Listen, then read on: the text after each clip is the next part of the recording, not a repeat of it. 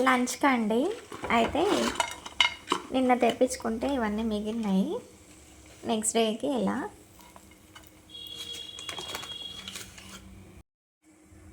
అన్నీ కొద్ది కొద్దిగా మిగిలితే అన్నీ పెట్టుకొని ఈరోజు లంచ్ అయితే చేస్తున్నాను.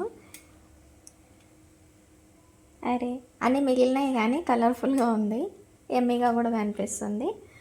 సో ఇదైతే సాసెస్, ఇంకా కెచప్. స్వీట్ క్రేవింగ్స్ ఉంటే ప్లమ్ కేక్.